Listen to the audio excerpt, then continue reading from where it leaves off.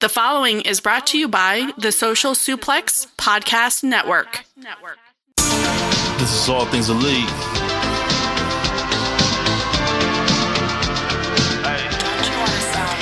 Welcome back to All Things Elite. Load up the pod, man, it's on when we speak. Rich right here, let me warm it up for Austin and Floyd. Couldn't be no one but the boys. When it come to All Things Elite from the fan perspective, swear, man, it ain't no question. Hear from them first. Swear, man, they putting in the work. No, they had to get me for the verse. Social Suplex Network's on. I was at a time in your headphones. Austin and Floyd on the microphone. Backing out on the ring, getting in the zone. Pulling up the show, give it 7 stars, you already know. Who else could it be but the show with the proclivity for positivity? I'm gone.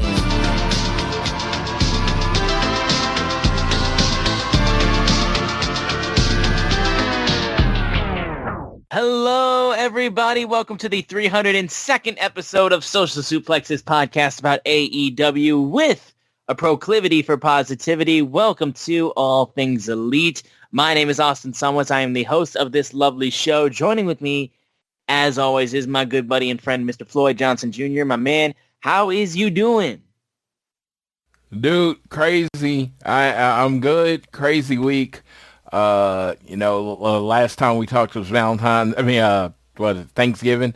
Went to a football game with my wife. My team lost to my wife's team. I love her, but never doing that. Never doing that again. It's funny because everybody's like, "Oh, she's dragging you. You're dragging her to the game." I'm like, no, she wanted to go to the game. This is not a. What I think I've learned, college football. Love the pageantry, love all the traditions of being there live. I like being live at college football games. I actually prefer the NFL at home. Mm-hmm. I prefer it at home. I've been to NFL games.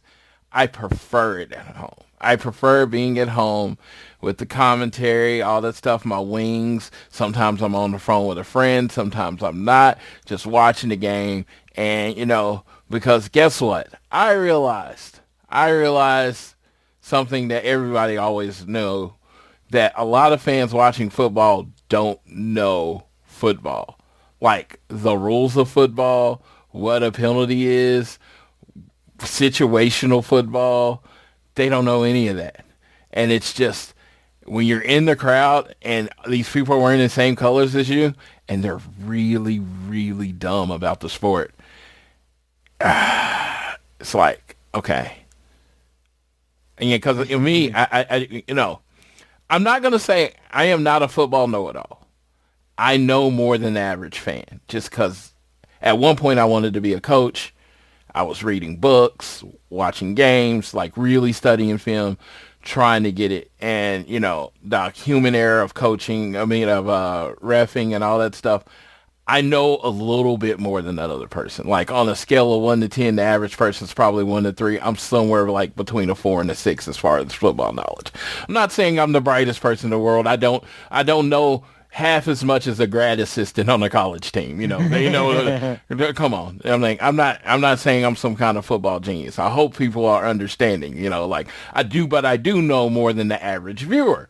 So I'm sitting there in the Chiefs game, in the Dallas Cowboys game, and they're just like, there's clear penalties on the Chiefs. Why are you calling the fourth pass interference? Because we pass interfered for the fourth time. I don't know what to tell you.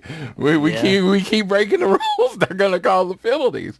And I personally, any great defense, if you go Ravens, Patriots, any great defense in the NFL that is any zone-based, man-based, corners play on the line of great defense and penalties. That's how they play. That's what aggressive defenses are. You're always on the line of whether was that great defense or was that pass interference. Some days you're going to be getting the pass interference calls. Some days you're not going to get calls and it's going to be great defense that day. But it's the job of the players, unfortunately, to adjust to how the refs call in the game. Unfortunately, our DBs could not adjust. You're dealing with CeeDee Lamb and George Pickens on the outside, so they are premier wide receivers, and our DBs are really good, but they're not shut down premier wide receivers good. So I was dealing with it. I'm watching it, and I'm like, Everybody's like, oh my God, fucking refs trying to control the game. I'm like, the refs have nothing to control if we out. But I'm not going to go too much more into the football talk, but it was funny because I'm sitting next to my wife and I'm happy as hell. I'm just happy to be there with my wife. This is something she wanted. I get to do pretty much everything I want. So anytime she asks me to do anything, it's absolutely yes, do it. So I went in that game not really caring, and you understand how fundamentally broken this is for me to say, not really caring if the Chiefs won or not. I was just happy to be there with my wife. And so when I say I fundamentally did not care if they won, you understand it hurts me to say it, but I truly meant it. I did not care if we won or lost. It was just all about spending this Thanksgiving with my wife watching the football game, and it was just like, but yeah, people around me kind of ruined it, and I was just like, well, not ruined it. I think that's a way too strong a word. They annoyed me. Yeah, like that's about to say. Well, and I will say too, and I think people, if they're in, because I think in wrestling, I feel like a lot of fans can say that, like, for the most part, I feel like a lot of times wrestling crowds, at least in my experience too, there's very few times I've had a bad experience like with a wrestling crowd for a show that I've been to. Like I said, the only one I had that was genuinely bad was when I went to go see Supercard of Honor at Madison Square Garden, where they were these 4 or 5 jackasses who were in front of us who were basically watching the show like they were still watching it in their basement together, and were just like talking like ridiculous amounts of shit, being kind of sexist to the women wrestlers, and then almost got into a fight with like an 18-year-old behind us. And like, I was the one that was basically like, y'all gotta knock it the fuck off because I want to enjoy the show and y'all are being ridiculous. But I think more than any sporting event, football crowds and being at a live football game, people watching the game live are just psychotic. Like, especially NFL. It's just it's a different breed, dude. And when the viewing experience is just better on TV in a lot of instances, like, honestly, when I'm an adult, I don't know how people bring kids to NFL games. Like, that's just a side talk thing, but like, it's a weird thing, honestly, that I've noticed. I completely understand. I had this little kid in front of me, like tiny. They had a baby. It was an infant and a true baby. Like, I didn't understand that at all. I didn't understand it at all. But of course, I wanted to get in the game and I wanted to yell. And I don't cuss a lot, but when I watch games, I cuss. Of and course, I'm sitting so do I. and there was a baby there, and I'm like, I had to watch for me. Again, I know everybody else is like, well, they brought a baby, they should expect it. I get it, but for me, I wasn't going to cuss a lot in front of the kids. That is just me. So I'm sitting there going, frick. Oh, that flipping stunk. And I'm just been killing you. And it was killing me. And my wife was laughing her ass off because these are words she's never heard from me because they were my alternates to cuss words and fiddle faddle and all this. I'm like, dude, I was just yelling nonsense after a while. So it was like, yeah, like, oh, that stunk. Yeah. No, so yeah. No, that was I had a great time. I got to spend time with my family, got to eat all my favorite foods. That all was like thumbs up, but yeah, that part was it. But how was your Thanksgiving? What did you end up doing? It was chill for the most part. I mean, the Lions' loss on Thanksgiving sucked, but we just beat the Cowboys, so honestly, it's all is right in the world, if we're being honest. But yeah, no, it was chill. It was cool to have Sydney home for the holiday. She's going to be home next week when we head out for Florida, and just got to be around family, got to chill out. Well, Thursday was chill, and then I had the busiest weekend of my year with high school football championships and the game between Michigan and Ohio State. So it was a very, very, very busy weekend, and it's starting to calm down now, which is good. But yeah, I was excited though that we are getting into the nitty gritty of the Continental Classic to be watching that, because it's just consistently good TV with AEW, which is kind of what we're going to be talking about with Dynamite tonight, which was because this week's Dynamite is just more consistently really good wrestling with the Continental Classic, and then also just the women's tag tournament too. Being like having these two things go on, just knows that like bell to bell, you're gonna get like top tier stuff from AEW on a weekly basis until we get to World's End. You know what I mean? Yes, I absolutely know what you mean. It's my favorite time of the year as far as the shows and all this stuff. Yeah, it's for me, definitely my favorite time of the year. I'm just all about just straight matches, the stories they tell with the matches and things like that.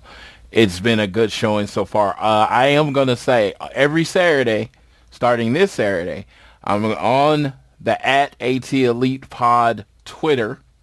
If you're following it, I am going to put my top 5 Continental Classic, and based on my enjoyment, that's it. My top 5 of the Continental Classic, and every Saturday up until World's End, it should adjust to what I think were the top 5 matches. So it'll be fun because some matches will drop. I didn't want to do it last week because I hadn't even got 6 matches at that time. But this week we've gotten almost 10 matches, 12 matches or whatever. So I'm definitely going to put that out there. And I just like to hear what everyone thinks. So if you're on the X machine, at AT Elite, and if you are on the Social Suplex Discord, there's an AEW channel. I'm going to post it in the AEW channel, see what everyone thinks about what I think my 5 matches are. And just for all the people from the AEW Discord that haven't been listening to the show, something that y'all might not know, which is terrible, is I'm old. So when I have old takes and old taste, yep. I'm one of the oldest people in that thing. I'm not the oldest, but I'm 44. I'm going to go the average age of people on Discord is going to be at least 10 years younger, especially in the AEW Discord, at least 10 years younger than what I am. So when I say grab a rope and, tag, work a hold, cut off the ring, yeah, that's what I grew up on because I'm old as fuck. Nah, I'm not old as fuck. I'm old, not old as fuck yet. I just happen to look young. Someone's like, "You look young." I'm like, "Yeah." I'm like, someone was like, "Kenny Omega's looking old." I'm like, Bobby Lashley's 7 years older than him. Yeah. Look at Bobby Lashley. He doesn't look like he looks 10 years younger than Kenny Omega. You're gonna if you go up to Bobby Lashley and tell him that he looks old, I mean, you can do that. I'm gonna just pray for your life a little bit. No, it's just like, hey man, it's like not a lot of advantages to the skin tone, but that's one of them. That is one of them. We don't age, like that. I've, basically looked the same for, the other than the hair for the last 20 years. I'm like, you might see it around my Black eyes. Don't crack. It really does. It really doesn't. And it's like, that's not a brag. It's just a fact. It's just a fact. It's just a fact of life. So no. Honestly, though. But yeah, so we got a lot to get to with AEW this week with Continental Classic updates, going through the matches and going through stuff like that. Before we get into everything, though, we want to make sure you guys are downloading this show on YouTube Music, Apple Podcasts, Spotify, wherever you choose to get your podcasts. Share us around with your friends, family, coworkers, whoever you wish. Rate, review, subscribe so you don't miss a single episode. And then follow us on Twitter. We are at AT Elite Pod. You can also follow at Social Suplex. They're the reason this show exists. We appreciate them, and we would appreciate if you check out all the other incredible Social Suplex podcasts that are on this network. I am at Austin Sumowitz, SZUMOWICZ. Floyd is at Floyd Johnson Jr. on Twitter. And make sure you sign up for the Social Suplex newsletter to keep in touch with everything that's going on with the network and all of our shows. The link is in the description of this show. Big news of the week for AEW actually involves this show in a way because I didn't necessarily get name dropped, but I kind of got name dropped on the AEW Unrivaled podcasts, which is a very interesting experience, honestly. So this was actually an older episode that just came out. So what on the shout out to J-Ro, Jason Robinson, our boy.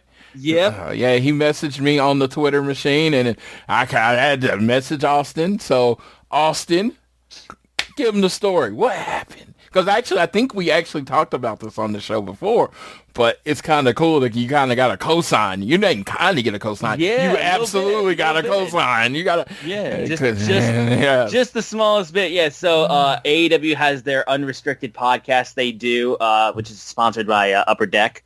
I believe it's a weekly show that they do, where they talk with a bunch of people throughout AEW. Their most recent episode was with Keith Elliott Greenberg, the author of This Book Is All Elite.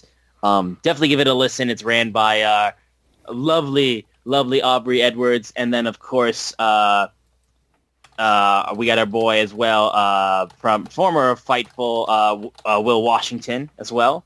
But, so the most recent, not the most recent episode, but the prior episode that just came out like about 2 weeks ago featured Preston Vance and Griff Garrison of the Frat House. And they talked about a whole bunch of stuff, too. They talked about how the Frat House was used in the pay-per-view to hold Mercedes Monet's belts, which was really cool. But at around like the 30-minute mark, Aubrey brings up the fact that during All In Weekend, they got to do karaoke at FanFest and everything like that at StarCast. And Griff Garrison's asked about it, and he kind of talks about, you know, how cool of an experience it was and how they had fun, and it was a way for him to kind of like show a different side of him and be able to let loose and have fun with the guys. And they mentioned the guy that they were singing with for karaoke, which was myself. And Griff basically says, like, we got paired with this one guy, and he was adamant. He goes to us and says, "Trust Me, Yeah," by Usher. And he's like, he just took over, did the whole song. And Preston chimed in, going like, we were basically his backup dancers from that point onward. So yeah, said you did the rap and everything. I was like, that was the whole song. Yep, which can confirm I did do that. Video evidence and everything. Hey, listen. That was fucking awesome when I got to do that in the first place. Frat House immediately, like, they caught the vibe that I was hoping to do, and, like, they were right there with me for the whole thing. All of them, man. All four of them, they just were right there on the money with me. And shouts out to Griff, man, for giving me the props on the podcast, man. I know he didn't remember my name. It's all good. Don't even stress about it. But yeah, shouts out to Griff Garrison, shouts out to Preston Vance, shouts out to all the Frat House for the shout out on AEW Unrestricted. I mean, that's a cool little thing to know that, like, you know, that was such a cool moment with them that they that it stuck with them. Like, honestly, I appreciate that they were that they enjoyed it as much as I did, because it was one of the highlights of my weekend. That I can promise you that it was super cool. And it was awesome too to know that, like, literally J-Ro messages Floyd and goes like, "Hey, I think Austin got name dropped on the podcast." And I was like, "What? Like, are you serious?" Yeah, I was like, what? I was very confused. I was like, oh, okay, well, let me message Austin, and yeah, and then I went and watched a little. I was like, I think they are, because they said, yeah. I was like, they're talking about Austin.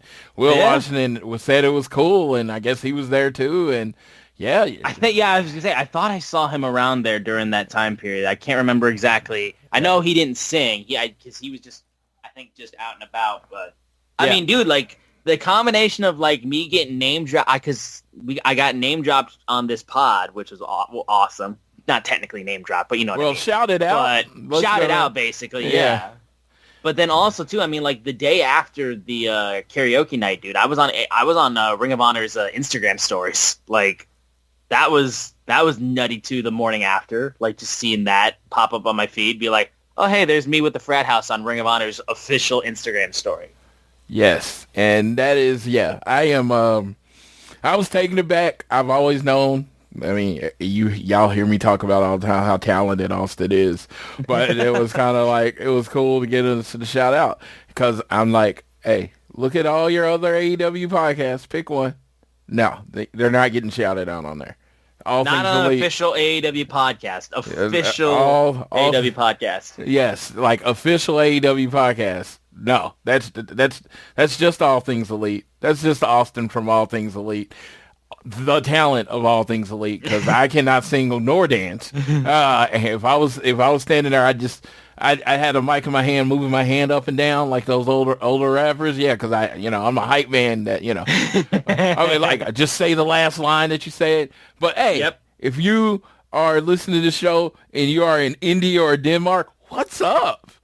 Apparently, one of our 5 countries that listen to our show on Spotify are India and Denmark. Yes. Shout out to you. Thank you for listening. Mm-hmm. I mean, United States, Canada, United Kingdom, pretty much get those. But India and Denmark, what? Dude, I mean, like, I will say, first of all, too, the first thing I will say, too, in terms of this podcast, I mean, like, I may be able to do all that to be able to get wrestlers to notice me, but I mean, like, I think just pretty much everyone on the roster already, like, oh, Floyd, yeah. Like, you're known throughout the entire roster whenever fan events take place. So, like, you're basically cool with the entire roster, I think, which is one thing for sure. I'm the big old nerd that takes my time and then gets the F out of the way. I will tell you this, most important about meet and greets. Everyone is your favorite. You love who you love. You take your time, you say what you have to say, you get your auto, get your picture, and then move out the way and let them handle everything. It is stuff like, I love meet and greets in wrestling. It's one of my favorite things. I've met so many wrestlers. I've lost count at this point. Actually, I've told the story on here. I forgot I met the Briscoes. I had a picture with the Briscoes. Forgot that it even happened. But the one thing I say that I see more than everything is that people not knowing when their time is up. You go up, you get your hug or whatever they do. You let them initiate.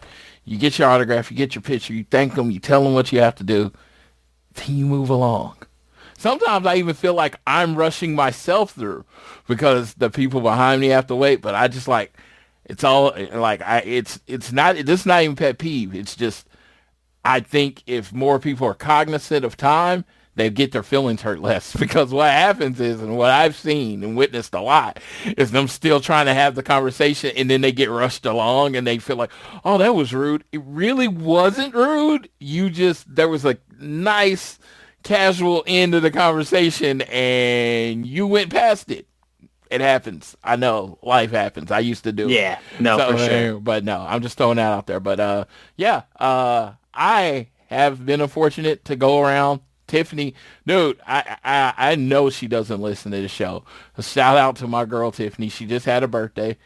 Just turned 44. She said it on her page, so she doesn't mind me saying it. Just turned 44. And literally, when I started this and I started going out with her, I started going to shows with her at the beginning of AEW. Oh my God. I was like, how do you know all these people? They're like, Tiffany. And they're like, she's like, this is Floyd.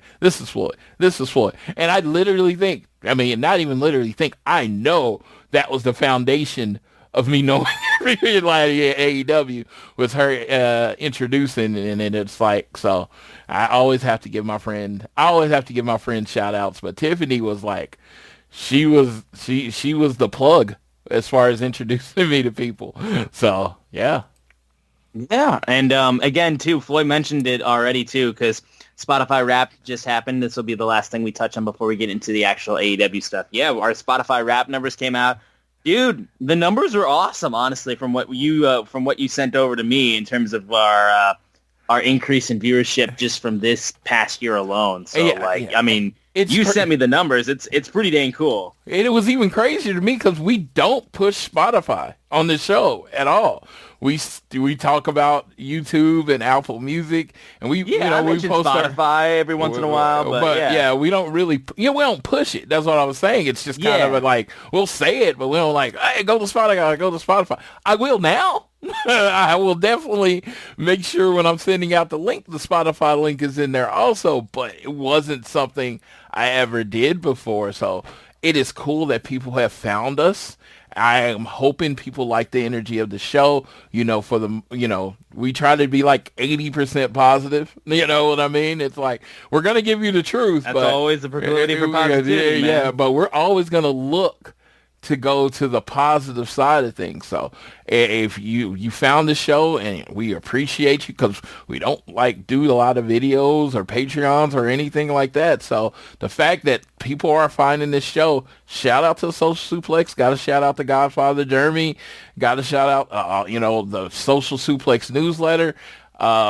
We happen to be on a podcast network with a bunch of immensely talented and knowledgeable people. So I am glad that this is where we're at and that people have been able to find us. So make sure you're listening to all the shows on the Social Suplex. I have been delivering packages, a seasonal delivery guy, and I listen to every show every week now. And it's kind of because, I'm driving around and it's something to do when I'm driving around. I listen to every show every week. And I Imp's AEW Adventure. I gotta tell you, I fucking love that show. It's so fun. It's so quick. It's so fast paced. It's kind of a light listen. You know what I mean? And he sees things differently at times than me and you. So it's a different take on everything we're already seeing. So I think that show is really good.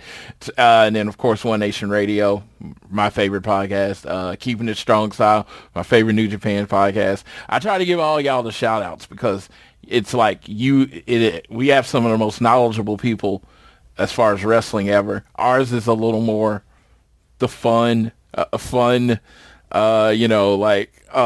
more fan podcast stuff, but when you want to get into the inner workings of wrestling, numbers, all that stuff, there is a show on the Social Suplex for you.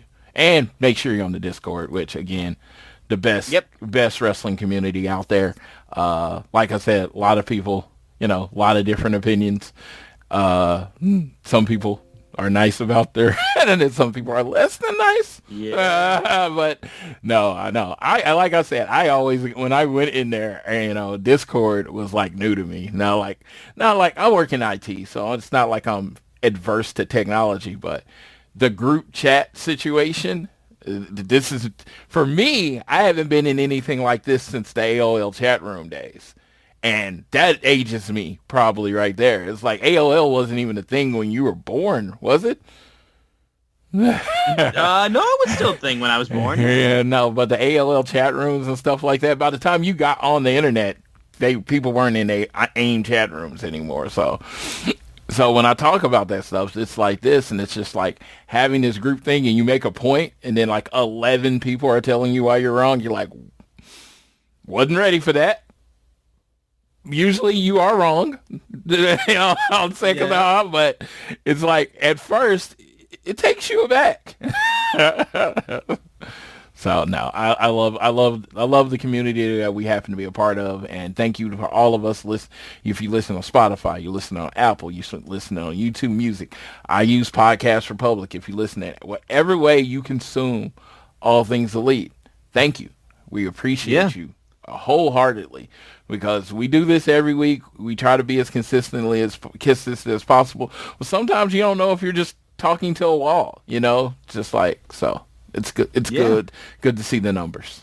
Absolutely, man. I mean, our listening time went up 42%, 25% up followers, 833% total new audience. That's some pretty cool numbers, I will say. And if people were ever curious of what our most popular episode was, what a shocker. It was All In Weekend. All In Weekend. Yeah. We tore it up All In Weekend. Yeah, but you know what? We appreciate the consistent support, guys, and we're excited for what 2026 is going to bring. But that's still got a few more weeks until the end of the new year and until the start of the new year. So we can go ahead and get into AEW Dynamite taking place from Fishers, Indiana, where the tournament season continued. Continental Classic and AEW Women's World Tag Team Championship Tournament. The show opened up with our one of very few non-wrestling segments, basically, and it was with a face-off between Samoa Joe, the AEW World Champion and Trios Champion, versus Eddie Kingston, with everyone banned from ringside as everyone got their chance to get their lick in for this promo battle. And I mean, if you're talking promo battles, man, we saw this lined up and we're like, oh, both guys are going to eat. Like, they're going to get such good shit to say. Joe cut off the Eddie chants, and he followed up the answer to why people were saying, why Hook, why? He's like, he needed Hook to know what it was like to be with second place people, to know what the steak tastes like on the third place team, because he needed Eddie to be that guide, because he's a man who's never gotten it done, never crossed the finish line, walks around screaming about his potential, but never quite fulfills it. And Joe basically said, what's going to happen next week is that Eddie's going to fight his ass off, be every bit the Lion he claims to be, and he's going to bring everything to try to capture the greatest championship in the industry, but you're not going to cross the finish line just like every other time. It won't be because of anything you did, but it's because I choked you unconscious in the middle of the ring. And Eddie proceeded to go, my man said a jet. Like, I can't get over the fact that Samoa Joe, a man who once held in high regard, saved the independents, had one of the greatest title runs in Ring of Honor history. And he goes, went to war with my mentor, the Homicide. You talking about jets? You sold out on yourself hard. And like, this Samoa Joe right here is like, I don't know. I don't know him, and I don't respect him. He talked about the Joe that he knew, ran through everyone, showed fighting spirit, showed what it meant to be a real heavyweight champion. But he's like, what is this? What is this? So he's like, I wonder if using tactics like chopping people from behind or using people like Hook was just a way of you acting like the old guys that you used to hate. And he goes, you know what? I'm going to end this real quick. I know everyone wants to see wrestling. I don't have anything else I want to do. I want to go back to the hotel and sleep.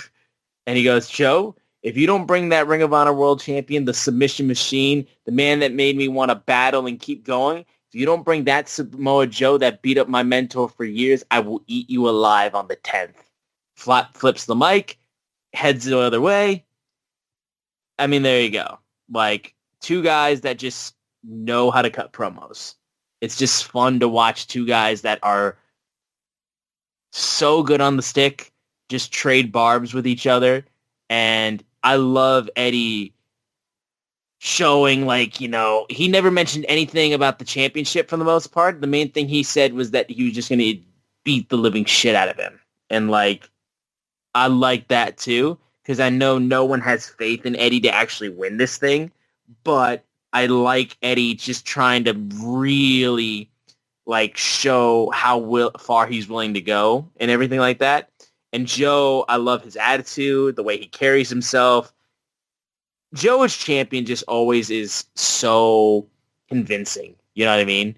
And he's just easy to be that guy, to be this heel champion that he was for like a blip on the radar when he was Universal Champion in WWE. But like, people don't even remember that anymore. So Joe, at this level of Joe as world champion is just like kingpin level boss badassery. And this promo segment was awesome. And it was cool to get this right before just nonstop wrestling pretty much the rest of the night. And I just, my 2 cents or 3 cents or whatever you want to call it for this was simple when it comes to this. Joe is not that Joe from 2007 or whatever. He is this new man that realizes in that match with Hangman that he can't just beat the guys anymore. He needed game plans. He needed this. He needed the manipulation. He needs that to compete now on that level because kind of the game has passed him by. And this is a new Joe. Of course, this is a new representation of Joe. He still looks the same. He still has the voice, but that confidence of who he is isn't there. It's fake confidence because, you know, again, when him and Hangman went straight up, he lost. So he doesn't have that confidence that he can just beat anybody like he used to. So you saw it there, and then Eddie Kingston's like, he's sniffing. He's like, I smell pussy. I smell pussy. He does. And he's like, yeah, he smells the fear, the coward. He smells all of that. He just smells it, and he's like, he caught it, and he's like, oh yeah, okay. Well, just let you know, if you don't bring it, I'm gonna take you out. Because Eddie Kingston in his thing, he's like, okay, you might be better than me. Fine, you're better than me, but you're only better than me when you come correct. And if you don't come correct, I'm gonna knock you out. And then there was complete energy. There was a big fight, to me, a big fight feel for it. And it gave me pause that they might do something. And so, yeah, that was cool. Yeah, no doubt.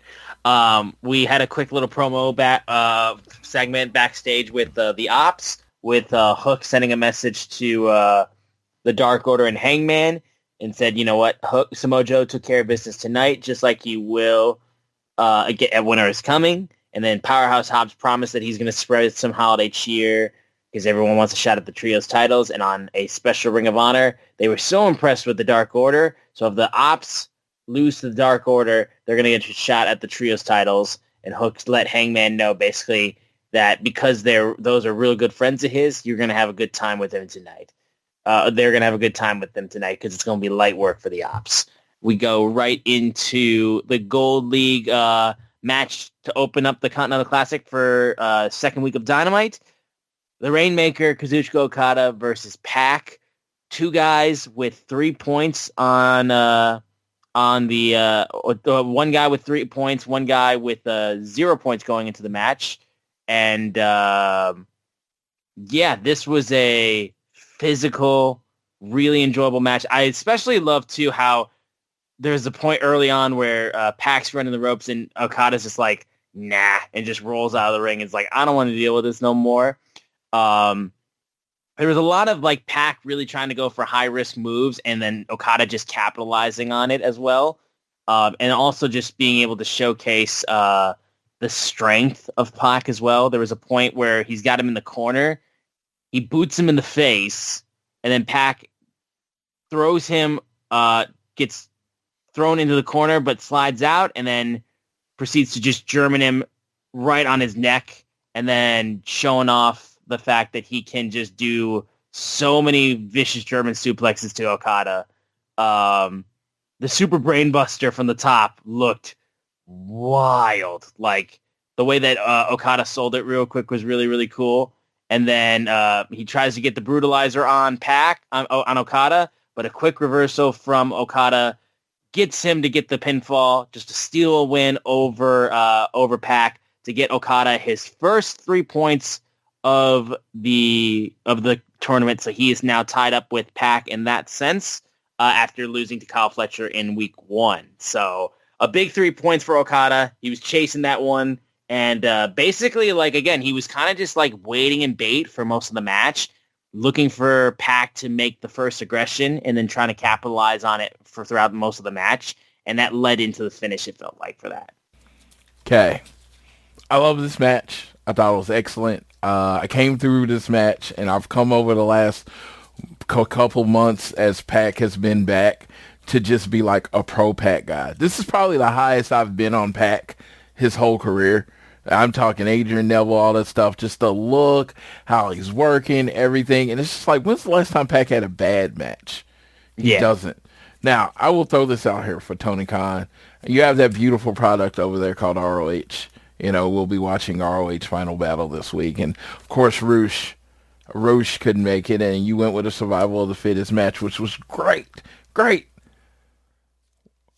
I mean, it seems like the answer's right there.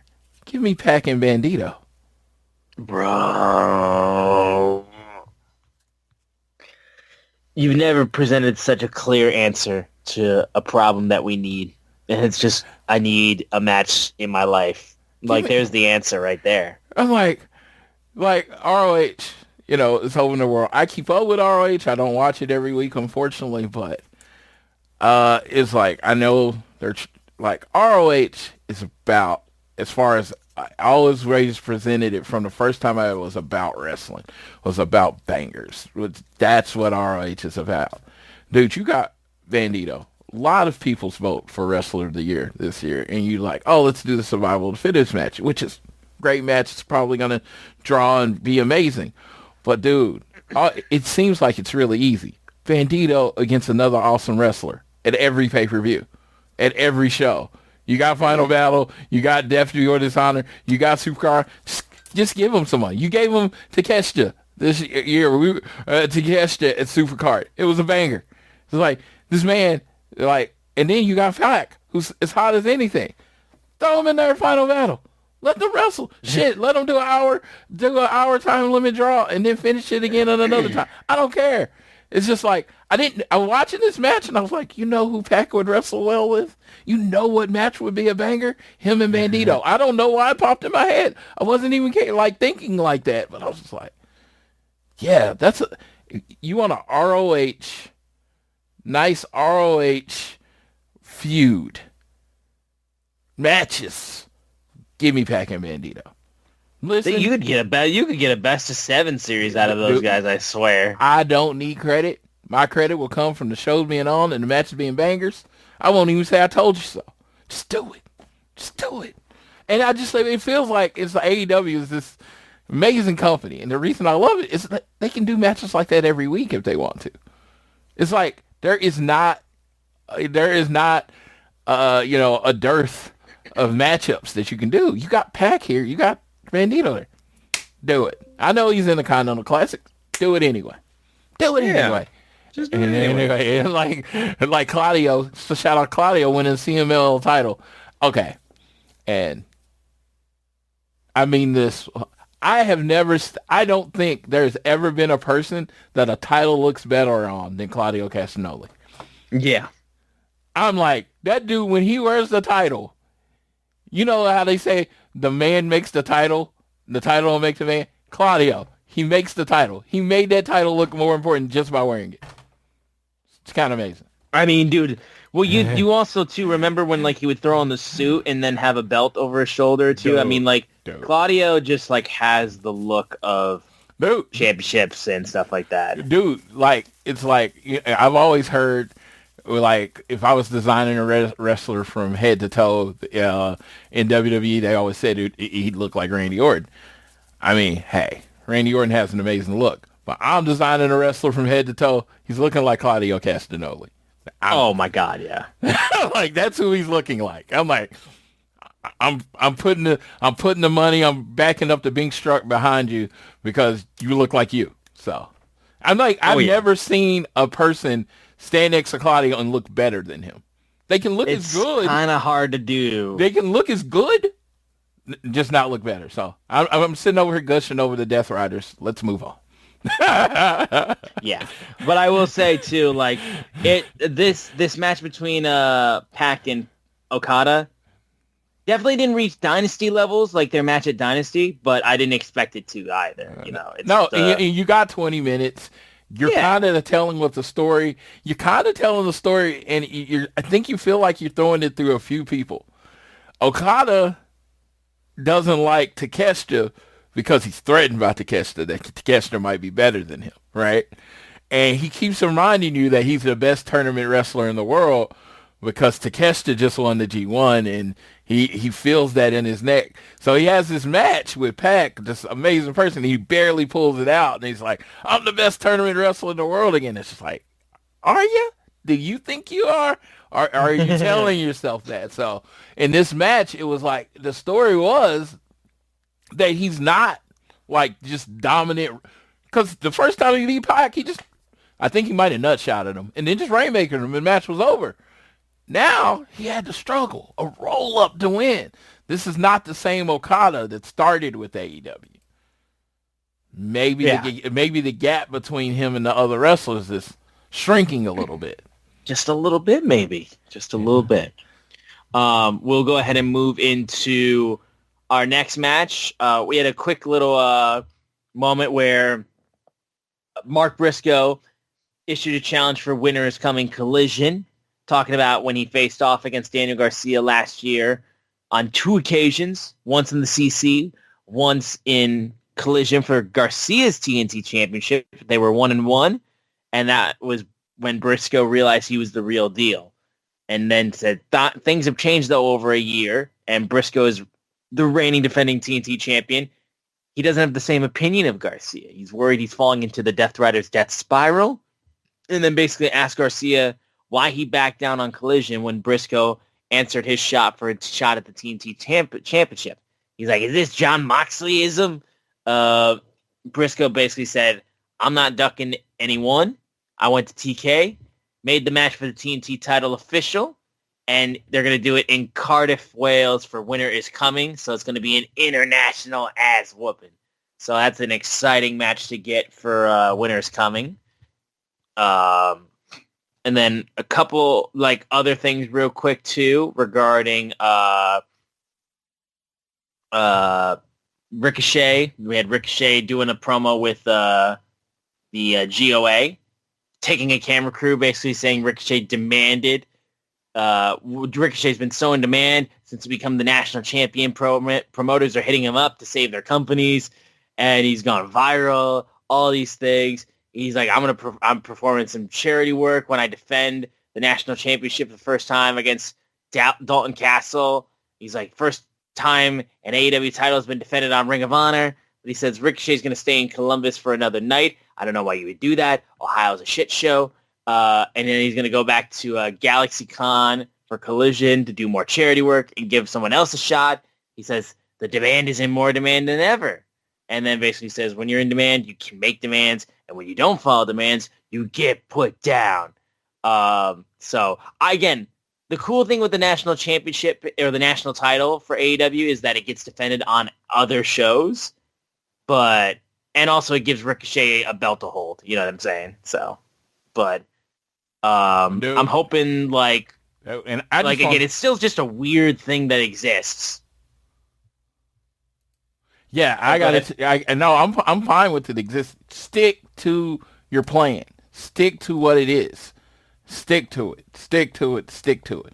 Honestly, we'll be okay if this belt was never defended on pay-per-view, right? Right. I'm like, because he should be defending it at Rev Pro, CMLL, in New Japan. Shit, he should be on Wrestle Kingdom with the belt or at New Year's Dash. He should be everywhere else because the point of this title is that it's a traveling title. So I wanted to see him travel. I want to see him on Defy. I want to see him at Texas Indies. I want to see him at all the places that he can work. I want to see him defending that title, wrestling people that necessarily don't have don't have AEW ties. Maybe you can use it as a way to try out new people around the country. Ever since then, I was like, oh, this belt's silly. Why are we not? And now it's like, man, my brain started racking about different ways this belt could be used. And I was like, okay, I see it. I see it. But the thing is, stick to it because initially, that's what the international title was going to be, and it stopped being that. So stick to it, and this will work exactly the way you want it to.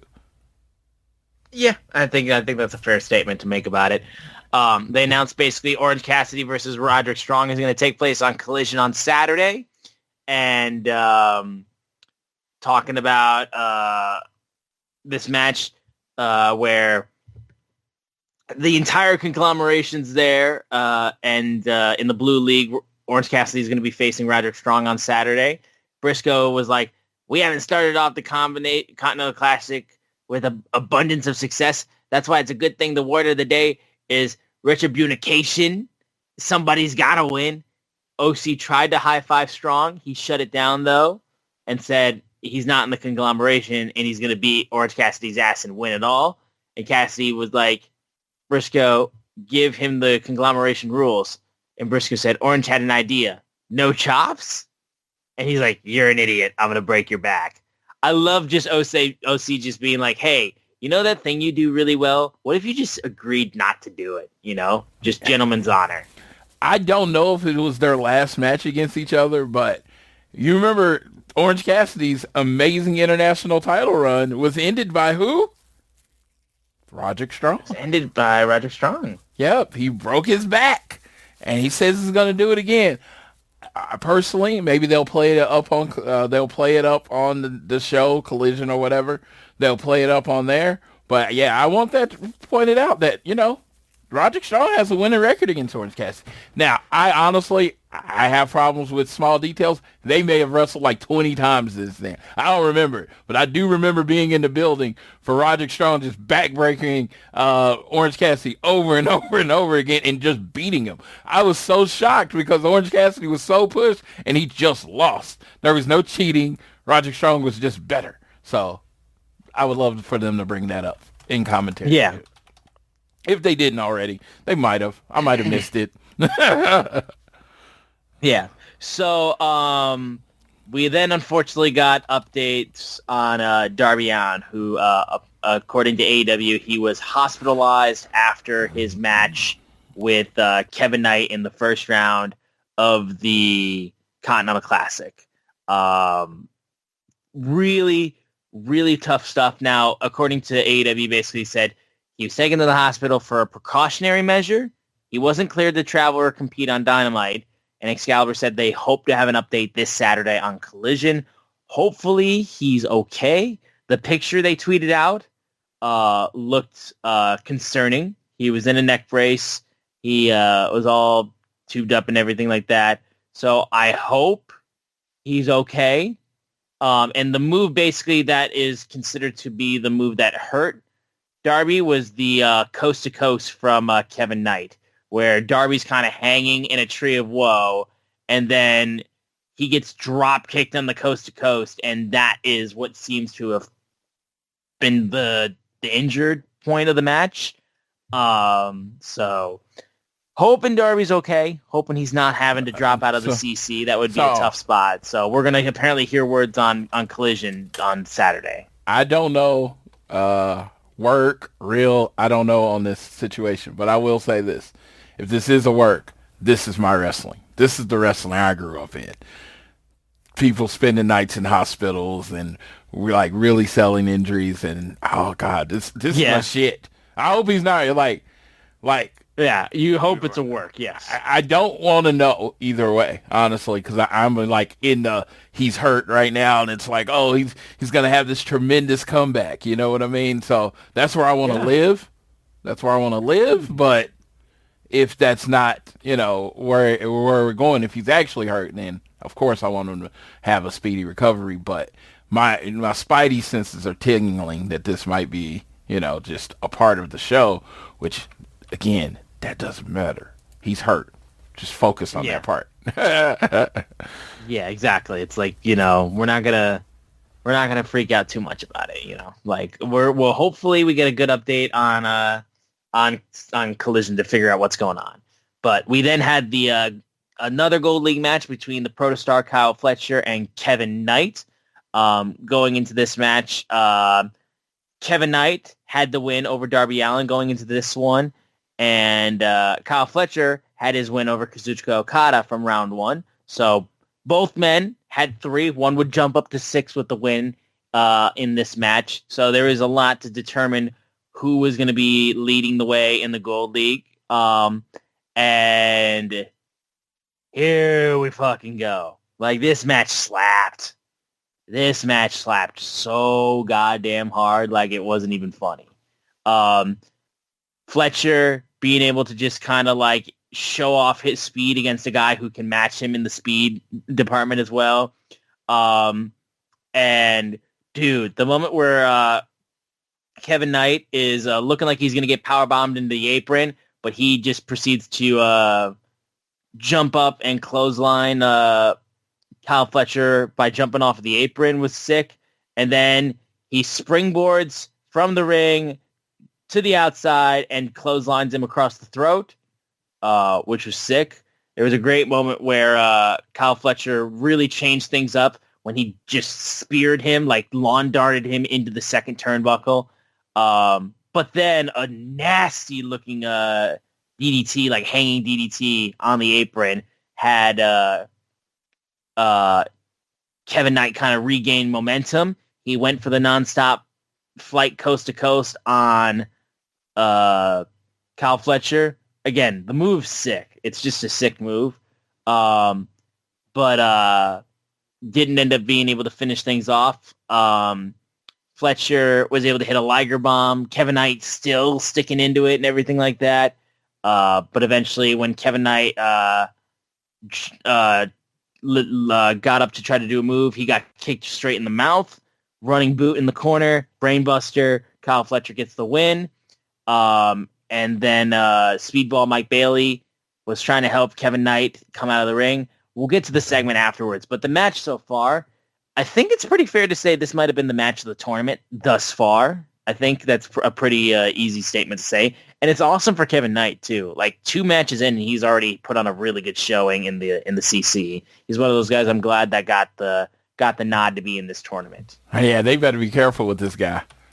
Yeah. Because they have this tendency to, have the momentum with a wrestler like him, and then the fan base gets behind them and is like, put a title on him. And they're like, well, we're not ready to put a title on him. Yeah, and there's a little concern. Yes, because, dude, keep putting this man in singles matches. I give it 3 months. People are like, why isn't he champion yet? Because he's young, he's explosive, he could wrestle, he has the look, he has the charisma, he has everything that you want in a champion. So it's just like, it's one of those things. I'm watching it, I'm like, oh my God, he's too good. He's too good. He's too good right now. And it's like, he's so good, they're gonna have to kind of put the restrictor plate on him. You know what I mean? It's like, you're a Ferrari, but I need you to kind of move like a Honda Civic right now. you're at an 8 right now. I need you kind of to be at like maybe a 6. Yeah, because I'm watching this match and I'm like, oh, what else does he need? I'm watching him wrestle like, this looks right. This is gonna main event. This is gonna main event a pay-per-view one day. I'm watching this show like, oh yeah, this match was great. I thought this was just an excellent night for C2 matches. If you ask me to say which one's my favorite and you pick any of the matches that happened tonight, I'm like, okay, no argument. Like, if you pick the first match and say that was your favorite, cool. You pick the match, there is no, like, I think you're out of your mind, because that's how good all 3 of these matches were.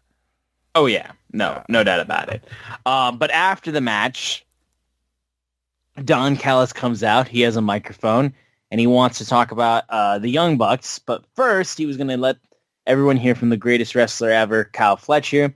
He gives him the mic, asks how he's doing, and then Hechicero and Josh Alexander come out. They have duffel bags, and he goes, you know what, Don? Not great. I'm being completely honest. He's still kind of hurting after the match. So Callis takes it back, go to commercial. We come back, and Don Callis is talking about what happened with the Young Bucks last week. He could forgive lying, cheating, and even killing somebody. I've forgiven that before. One thing I can't is that you have an unforgivable sin, siding with Kenny Omega. Callis says, I have the Bucks' money, and he knows that Kenny Omega is not going to finance them. So if you don't like it, I suggest for the first time in your godforsaken lives, let your nuts drop, be men, come here and take it. They come out, double super kick party on Kyle Fletcher, a couple more for Alexander and Hechicero.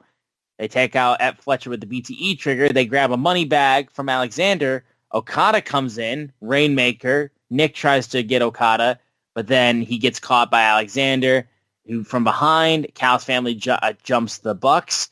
Then Jurassic Express comes out for the save. They're all fighting and all that. Luchasaurus knocks Okada down. Hechicero is thrown over the top, and Luchasaurus helps Jack Perry walk the ropes to moonsault onto Alexander and Hechicero. And then in the ring, Okada gets a low blow to Luchasaurus. Jack Perry comes back in, gets in his face, middle finger to Jack Perry. How does it feel to live my dream? And then Jack Perry bites the finger, and then Mark Davis comes in, and El Clan comes in as well to just show off all the numbers of the Don Callis family. Odds back in their favor. Callis gets in the ring and punches Matt Jackson in the face repeatedly. And then while they hold Nick, he tries to gouge out his eye. And that's when Kenny Omega runs out, quickly takes out Davis and Alexander. Okada then grabs him for a Rainmaker. He escapes with the Snapdragon, lining him up for a V-trigger, but he gets pulled away from the Don Callis family. There's a lot in this segment, I will say. There's a lot. So Kenny return was awesome, but go ahead. Yes, this is one of my criticisms. If only we didn't force a blood and guts. This is a blood and guts match. It seems that way, doesn't it, right? And it seems like a natural blood and guts match. You know, like, oh, you got the super elite. How many people do they have? 5. Don Callis family. Literally have 20 people. You can pick any 5 you want. This seems like a much more natural blood and guts match. But just a little bit. I'm thinking we might get some kind of 5-on-5, maybe elimination match. But I love this segment. It was hot. This is good television. A lot of shit happened. It could go a lot of ways. You could go Young Bucks with any version or 2 of the Don Callis family. You could go 3-on-3. You could go, again, 5-on-5. There's so much stuff that came out of here. And, of course, you always get Kenny Omega and Kazuchika Okada looking at each other with that love in their eyes, the love of punching each other in the face in their eyes, and it's amazing. Anytime they touch, it's amazing. It's like, oh, maybe I'll get it again because we're all chasing that 7-star, and you think the only 2 people that could maybe break the 7-star is Kenny Omega and Okada. So you're all looking for it, but then the Young Bucks, the money situation. I just dig it. I thought Dynamite in a whole was a really good episode, but if you're just talking about my favorite segment, this was it, because it kind of went in a way that you didn't see it coming. It just kind of everything. If it's a new person comes out, a new thing happens. You're like, oh, they're going to get the best of them now. Oh, and then this happens. Oh, they got the best of them. Oh, and then this happens. So you really don't know what combination in this group they're going to go with to go up against the super elite, as I've been calling them. But they're probably just the elite. Yeah. Probably. If we're being honest, it's probably just that. But either way, there was a lot that took place in that segment. It was all wild and crazy. But having Kenny show up was awesome. So it was a really cool moment. We then move right into a quick little segment from the Babes of Wrath, talking about being ready for anyone in the finals, waiting to see who's going to be their opponents in the Women's Tag Team Championship Tournament Finals, and basically being like, you know what?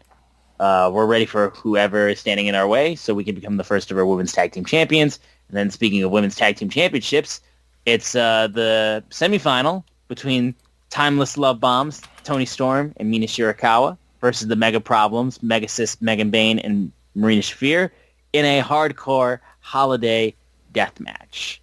God tell you, and this is, I'm gonna say my piece so you can go on. For me, I always say women's plunder matches in AEW don't miss.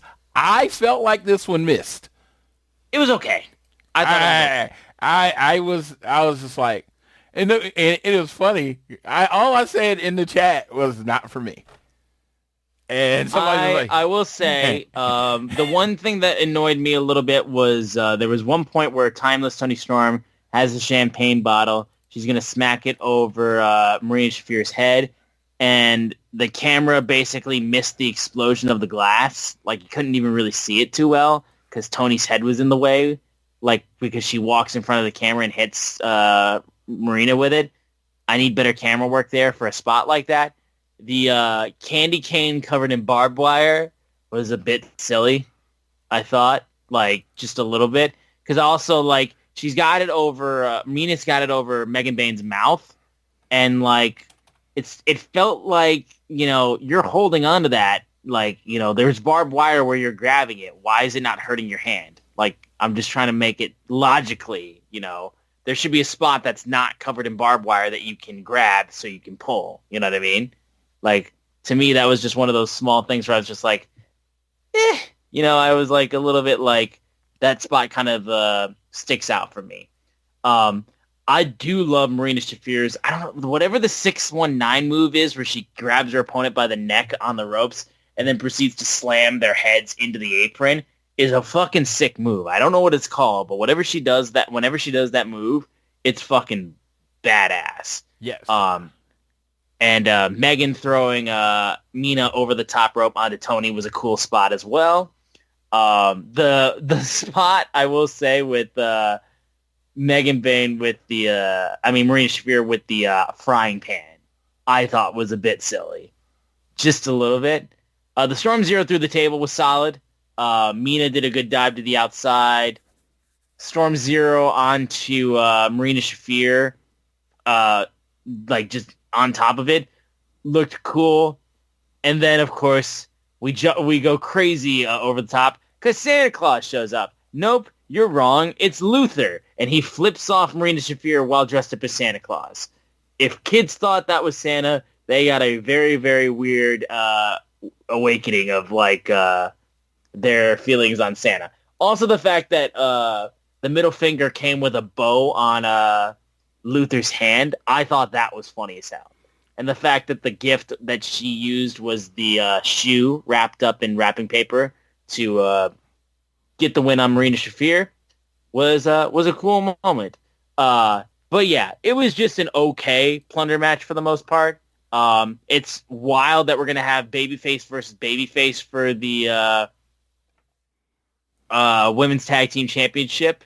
I think that's going to be a really, really wild final where we're going to get Timeless Love Bombs versus the Babes of Wrath. Honestly, considering two of the women in each team, you got Willow on one side and Toni Storm on the other side, it's kind of tough to see which way they're going to go with it. You know what I mean? I feel like they've set it up where even though it's babyface versus babyface, you could see the women's tag team titles being won by either team. And I think that's the good thing about it, is that you can see it being won by other team. But I also in my WWE brain, I always call it my WWE brain because I've been watching it all my life, was okay, this is my thought process. All the other four women are gonna come fucking attack this match, and it's gonna end up being a fatal four-way for the tag team belts. I hope that doesn't happen. I just hope one of these teams win. But that popped in my head as the way it is. So, if I understand correctly, it's going to be next week in Atlanta, right? Yeah, it's going to be in... hang on, sorry. Next week, Dynamite's going to be in, Atlanta for Winter is Coming. Okay, because I was thinking of a match, because I was thinking, well, if they do the finals in Cardiff, I feel like I know who's winning, but I literally have no idea who's winning in Atlanta. Because they're doing the finals next week. Yes. Yeah. So I have no idea who's winning. This is going to be fun. I know I am in the super minority of kind of being tired, kind of being felt like I have overdosed on Toni Storm. So I think the thing with Timeless Toni Storm is the fact that she's kind of spiraled a little bit since losing the women's championship, and I feel like we've kind of moved away from that spiraling because she's in this tournament. So I feel like we need to get back to Timeless Toni Storm being a wreck, and I feel like a way of her going back to being a wreck is losing this match against Babes of Wrath. I'm not even just saying that being a fan of. A massive fan of Harley Cameron. Technically, that's our team. I'm a Willow guy. You're the Willow guy. I'm the Harley guy. That's the All Things Elite women's tag team, official women's tag team that we support. Yes. So there you go. If you're wondering who we're rooting for, there you go. You are on a Babes of Wrath podcast. That's where our bias lies. Yes, we are officially a Babes of Wrath podcast. I don't think anyone has ever gushed as much about Harley as the two of us, how good she is, and Willow, y'all know how I feel about her. So damn straight. We're definitely going for the baby. Yeah. But again, like I said, story wise, it just seems like we moved on too quickly from Tony's kind of slight meltdown from losing the world title. So I just feel like we need to get back to that character development for Tony, because it seemed like it was just on pause for this tag tournament. Yeah. So just we move on there. I think that will be a good storyline development for Tony. And Mina will be fine, too. Mina will be able to find stuff. Yeah. I mean, the bigger thing is if you look at it, and this, again, look at what Willow has done in the women's division and all the different spots and all the different roles she's played, right? Yep. Same with Harley. It's just like, if you're like, hey, an appreciation award, I don't think there's two women in the company that deserve this shout out more than those two, because you literally have put them in so many different roles, positions, start, stop. I remember Willow just flat out challenged Marina on Collision, just challenged her. Whole promo. Nothing came of it. Never brought up again. Huh? He's like, huh? Yeah, just never brought up again. It just went away. And it's just like, and then Harley was in, what was it called? QTV. She's been with this team. She's been with that team. But no matter wherever she at, she got the puppet. Wherever she's at, her segments and moments are memorable. And if you kind of want to be like, hey, this is a reward for all your hard work, I don't personally think anyone deserves it more than Bay the Wrath. There you go. I mean, like, you're just basically taking the words out of my mouth. That's simple. Yeah, we can just move on from that point. The quick little moment where they talk about the tag match between the Women's World Champion Chris Statlander and Jamie Hayter versus the Sisters of Sin. So a quick little video package on that for their match at Cardiff for Winners Coming Collision. Dark Order then proceeds to work their way through the backstage area. Evil Uno's fired up for the chance to face the Ops with John Silver and Alex Reynolds. And that's when Hangman walks by. Reynolds grabs him and says he knew Hangman was looking for blood, but don't ruin this for us. Like, and Hangman's like, I agree. I owed you guys that much. Second match is over, though. The Ops are mine. And there you go for that. Mercedes Moné did a quick promo about being ready for Red Velvet for Ring of Honor Final Battle. And then FTR had some words for the Bang Bang Gang, talking about their confrontation from Collision last week. And FTR was backstage with Stoke, saying tonight was the greatest night of his life because FTR are tag team champions. They questioned Juice Robinson and Austin Gunn why they wanted to win the titles for Jay White and Colton Gunn, a pair of guys on the injured list. And Cash reminded Juice that and Austin Gunn that successful history against them and Dax Harwood, if they dared to show up on Collision and put their hands on us again, it will not work out well for them. We then go into the trios match between the Ops and the Dark Order. And honestly, not much I got to say for this. In terms of the matches on this show, this one was the matchiest of the matches. There was a teased point where the Hangman and the Dark Order may reconnect, possibly. Who knows? But other than that, I mean, this was just a match. The Ops kind of just they took care of business, and they played with their food a little bit. So the possible resurgence of the Dark Order makes me very, very cautiously optimistic. I am one of the few. I love all the people in the Dark Order. Yeah, like John. I mean, for about 100 so episodes, John Silver was the opening to our podcast. Lead recruiter of the Dark Order. So, big fan of him and Reynolds. I actually think their tag team matches are creative. Uno just loves, I have loved how much he just loves being in AEW. So, I've always, I know they didn't go the new leader route in the Dark Order, and I was just like, dude, kind of should have been Hangman. But that, that's years ago, so it's not a point. But anything to get those three back on my TV, because John Silver was kind of Harley Cameron before Harley Cameron, and what I mean by that is he wasn't on TV a lot, but you always remembered when he was on TV, and then he went away. And then he went away. It was just like he'd be doing he wouldn't even have lines, and he'd be doing that flex stuff in the back, and he'd have these expression on his face, and he'd do that, and it was just like he always made the most of his moments. So if this is somehow a resurgence or a reappearance of the Dark Order on AEW, sign me up. I would be all down for that, honestly, just because I feel like we moved past how cute and amazing their pairing was. You know what I mean? Yes. It was just so enjoyable. We then move on to a moment backstage where it looks like Kazuchika Okada and Konosuke Takeshita still want to kill each other. They asked if it was fair the Young Bucks will never join the Don Callis family, and he's like, I'm tired of answering these negative questions. And Okada blamed Takeshita for letting them down. Callis reminded Okada that Takeshita is away training. Then he showed up. They got in each other's faces. Fletcher tried to back him away.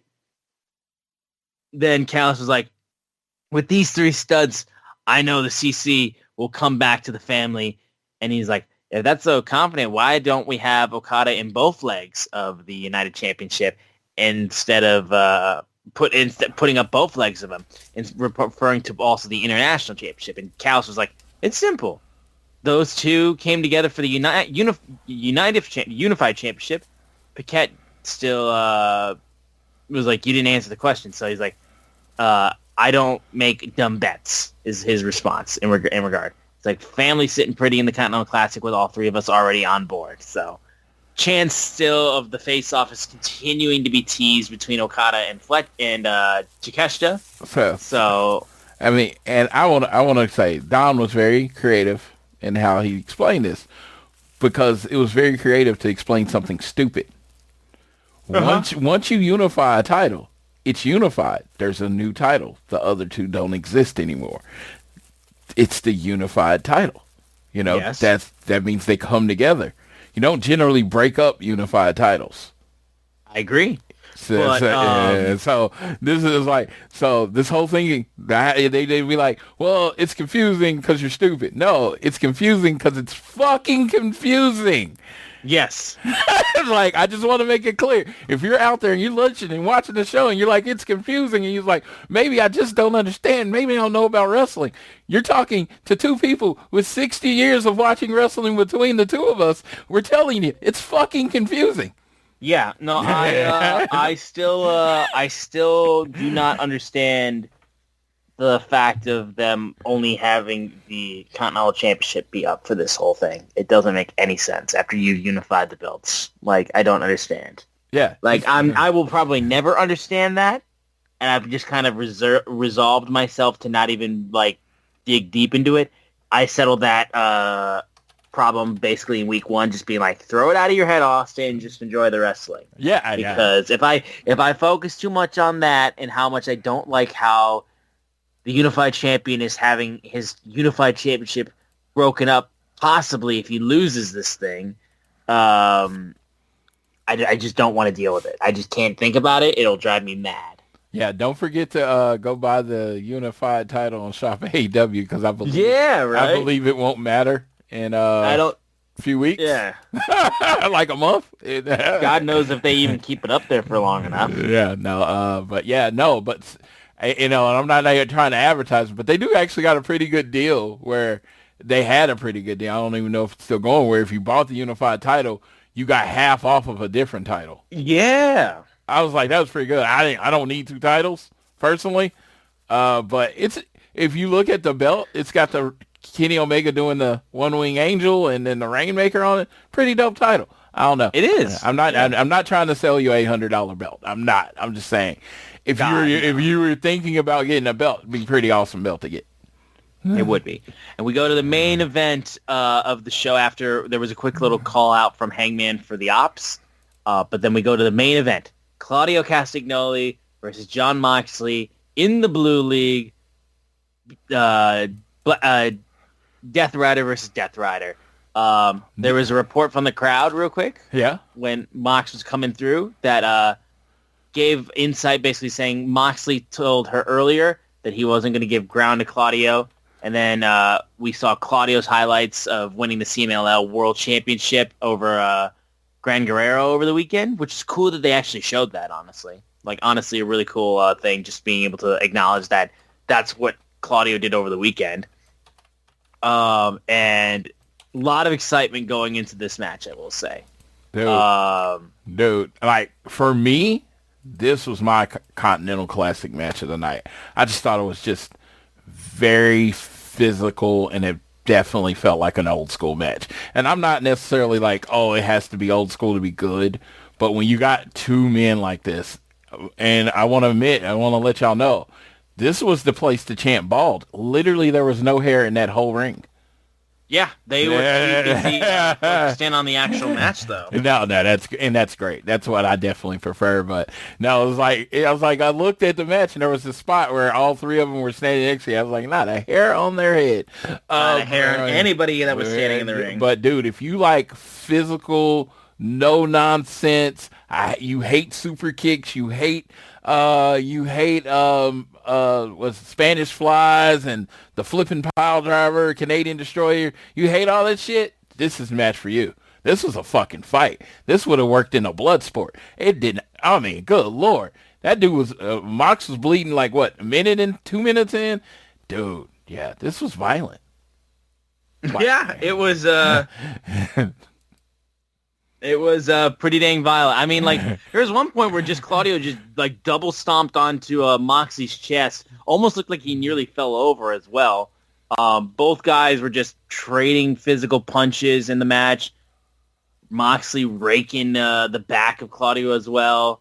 Two guys that were just being able to really trade shots. And it continued this whole thing with the Death Riders, and just like, Moxley basically this is kind of like the basis of the whole team. Just these guys like warriors that fight and everything like that, and just like put each other into hell. Claudio would take Moxley, throw him into steel steps on the outside. They were getting back, and Moxley, of course, was bleeding from the head. And then there was a point where Claudio had him in a sharpshooter while he was bleeding through the face, which was a really cool shot. And then while Moxley was hanging over the steel steps, he got European uppercutted into the steel steps. But then another giant uppercut would be the deciding factor on Moxley, who loses in this matchup against Claudio Castagnoli. Claudio now, after his win over Orange Cassidy, he is currently got the only 6 points in the Blue League currently, because Konosuke has got one win and has only wrestled one match so far. He's got the win against Roderick Strong. He's got 3. And then John Moxley, he got the win over Mascarada Dorada, but he's now only got the 3 points there. So big win in the first matchup between Death Riders with John Moxley and Claudio. And like with the two Death Riders getting their first matchup against each other, and Claudio gets the win. So again, Moxley's losing grip on this group. It's so easy to see how the grip is loosening. Bryan Danielson brought up in the match, he was like, Moxley was the leader of the Blackpool Combat Club, and I couldn't beat him.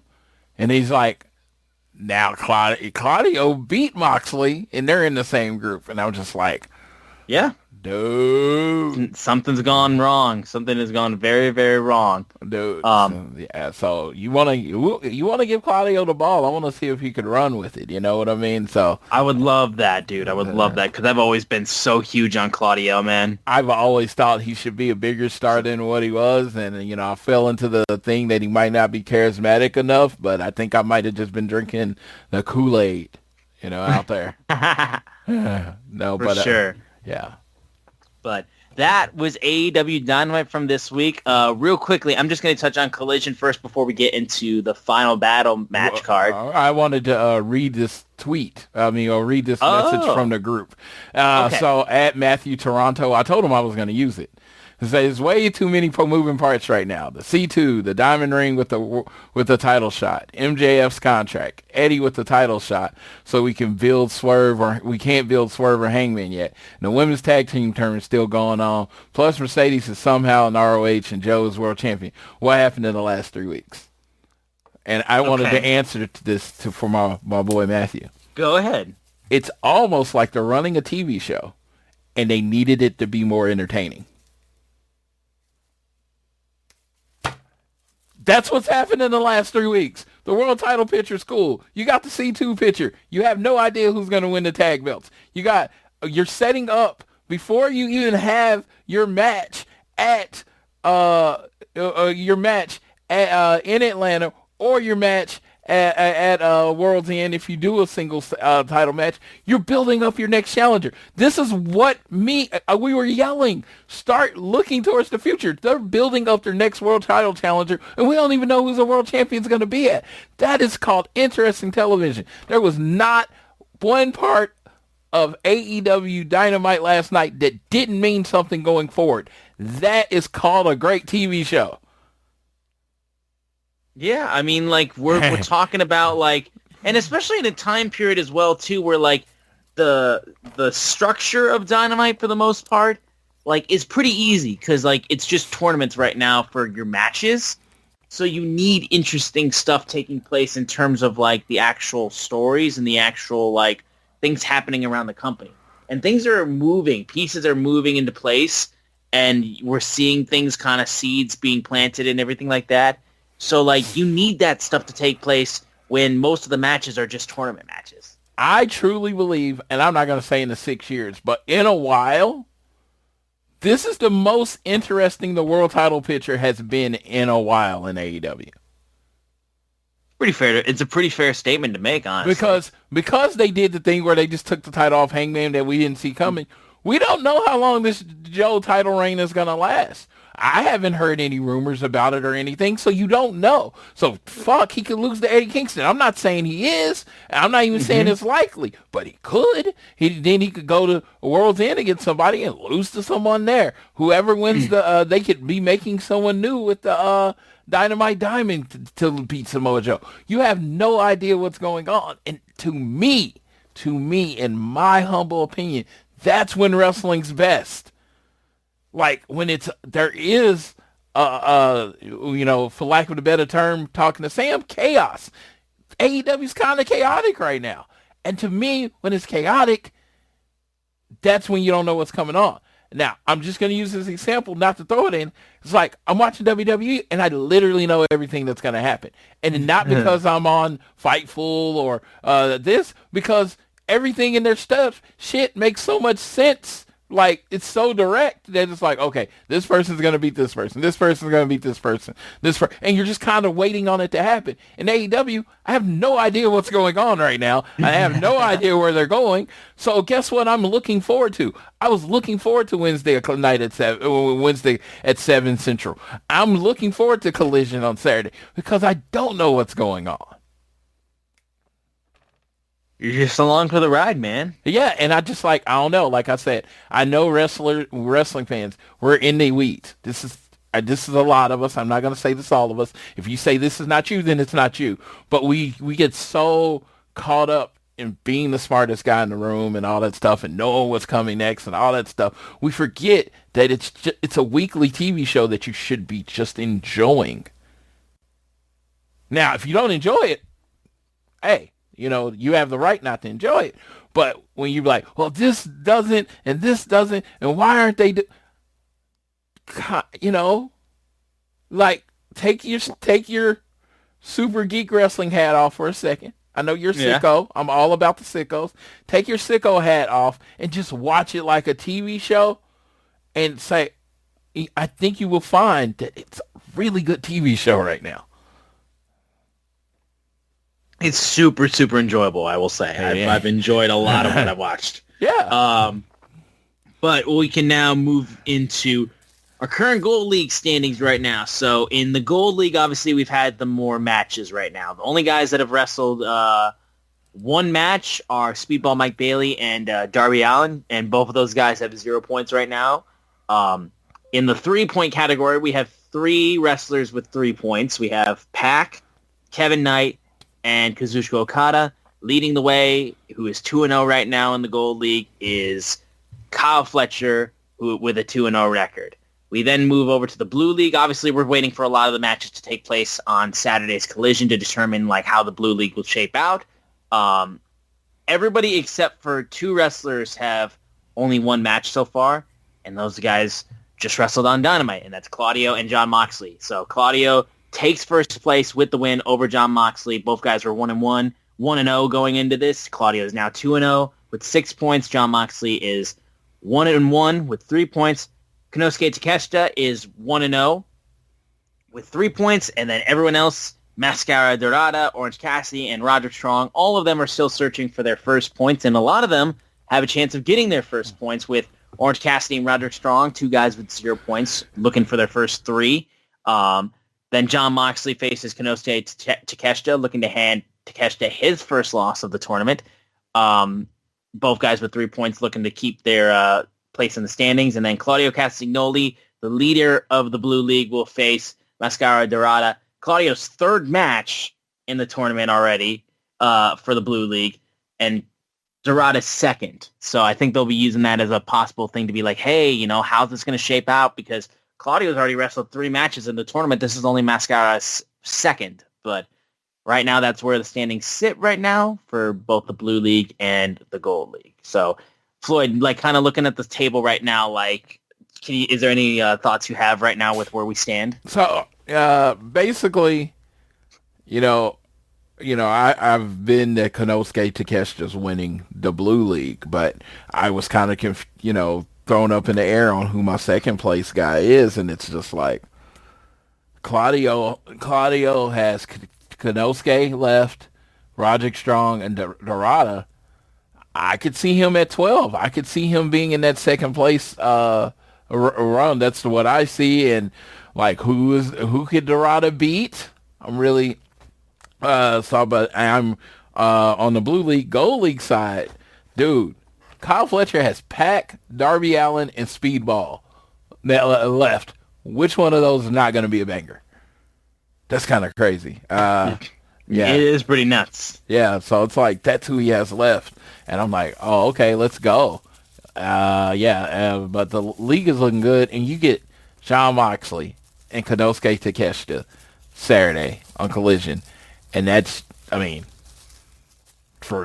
could be a New Japan World Title main event at a show. It could be a main event of any AEW Forbidden Door, anything that's like, this is a pay-per-view, which a lot of these are pay-per-view quality matches, but this is a headlining pay-per-view quality match you're going to get on Collision. So you should be watching it this week. Oh, yeah, big time. And then finally, we have Ring of Honor Final Battle coming up on today when you guys are hearing this, tonight actually, at 8 o'clock Eastern, available on watchroh.com. Now, Floyd, real quickly, do you want to just kind of go through the matches real quick? Yes, I will do that. Hold on just a second. I got you right now. So we have... I had to link up, and then somehow during all of this, I closed it. Yeah. We have a 30-minute Iron Man match between Lee Moriarty, the Ring of Honor Pure Champion, and Nigel McGuinness for the Ring of Honor Pure Championship. Actually, no, I don't think the title's on the line, actually, but it may or may not be. But regardless, a 30-minute Iron Man match with Nigel McGuinness, hell fucking yes. And Lee Moriarty going up against him. That should be a hell of a match. I'll ride with Nigel just because Nigel's my guy. So, like, I'll ride with him going into this match. Okay. You know what's kind of funny? So, Sammy's in 2 matches again, right? Yes, he is. Yes, he is. Sammy, if him and, because the titles were stripped because Roosh got hurt, right? Yes. So, if Sammy, first of all, I'm scared for, what's his name? He's not Black Taurus anymore. What's his name? Beast Mordos? Beast Mordos, sorry. I'm scared for him because Sammy's tag team partners dropped like flies. But this is going to be the weirdest stat ever.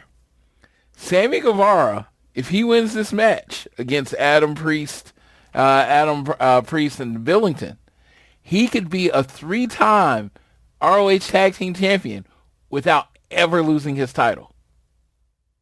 Interesting stuff, isn't it? He would be a 3-time ROH Tag Team Champions with 3 different partners where he has never lost his title.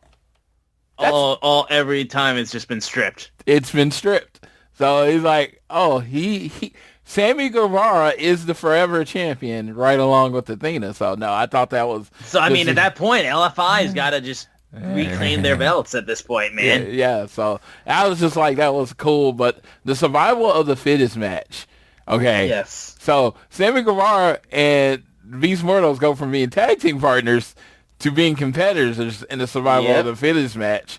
And it's like, so that's good stuff. You wonder what takes place in the tag match, maybe that leads into the survival of the fittest match. Yes. And then my girl, Persephone. Ever since I seen her for the first time, in love. And she's wrestling, but the part is she is wrestling my overlord, Athena. So we're all minions. Yeah, I'm a minion, so I just got to watch it because Athena is the forever champion. And everybody's like, what does that mean? That means she's never going to lose her title. So that's what it means. So I don't know. What it means. Yeah. You all right over there? Hey, late. I'm holding it together. You're getting it late. I promise you. Yes, no, but no. It's almost 2:30 where I'm at, guys. Like, just trust me. It's not about Ring of Honor. It's about where I'm at right now. No, it's just an absolute solid card. We're gonna have his first time an AEW championship will be defended in Ring of Honor with Ricochet's national title defense. And then, of course, the 6-man tag titles will be defended. Skyflight facing Shane Taylor Promotions. Red Velvet and Mercedes Moné, I think, very good chance that steals the show. That match could be insane. And then, Survival of the Fittest, Sammy Guevara, Commander, Hechicero, Blake Christian, Beast Mortos, and the champion, Bandito.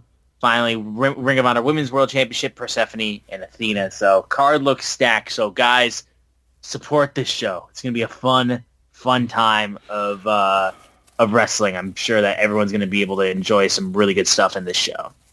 Watch ROH.com. Make sure you check it out. Last time they did a show, the feed broke, and then they just gave it away for free. So make sure, but definitely check it out. Make sure you're in the Social Suplex Discord to discuss all things ROH in the ROH Live Spoiler Zone. I will be in there talking shit about Athena and how she's never going to lose. Boom. Yeah. Boom.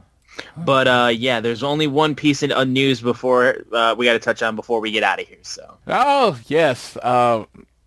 Unfortunate news a couple days ago at this point.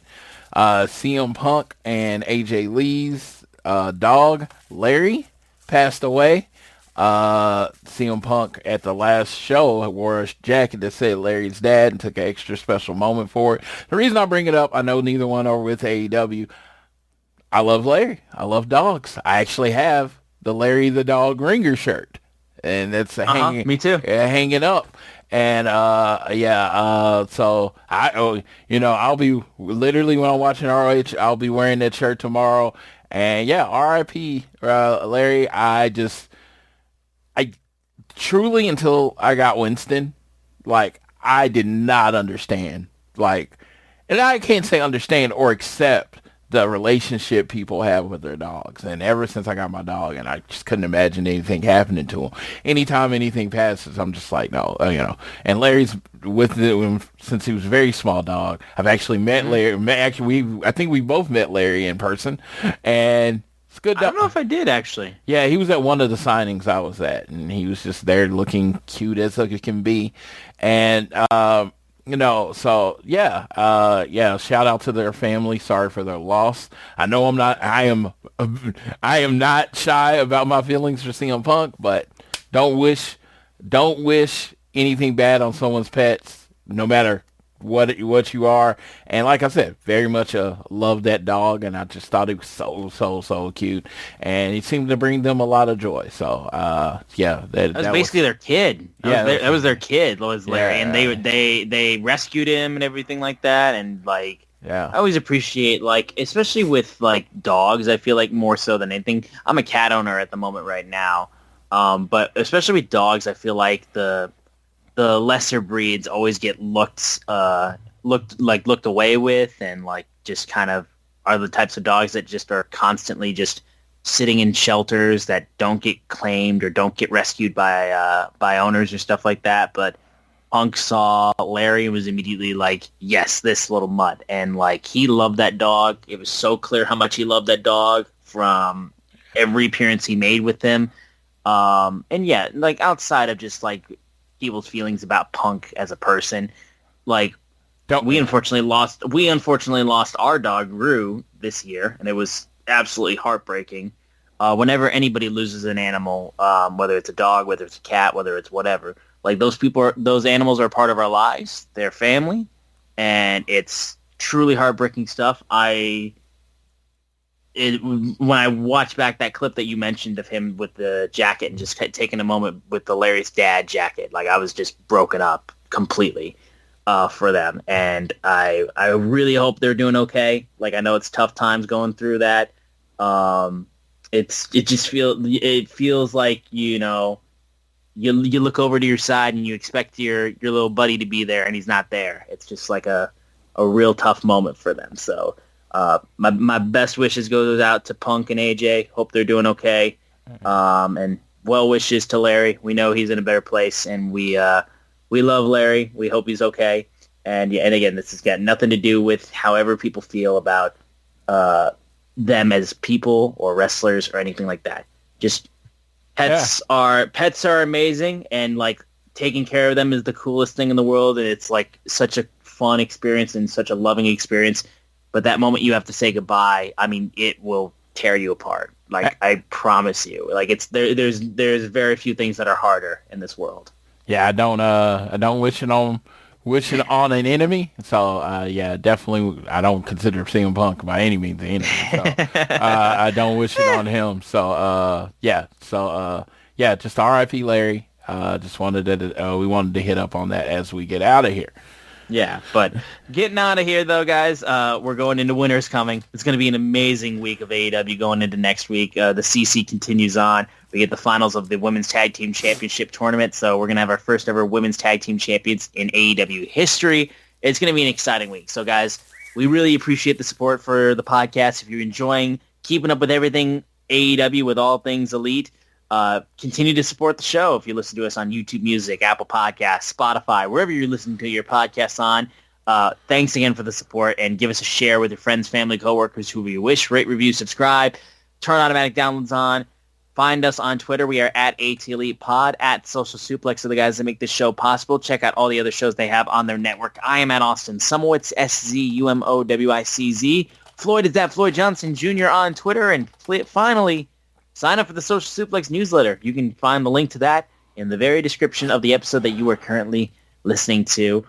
Enjoy Final Battle tonight, guys. It's going to be a fun time. Such good matches on this card. Watch Ring of Honor, watch ROH.com. Give them some love. There's going to be some outstanding work on this card, I can already tell. So hopefully you guys enjoy some wrestling on a good old Friday night in December. So I will pass it off to Floyd so he can take us home on this episode of All Things Elite. Okay, yeah, thank you all for listening. I wanted to make sure that is said at first. Yeah, today's news as far as the Spotify numbers got me kind of excited, and like I honestly just kind of shot in the arm as far as the excitement of doing this show every week. So shout out to you.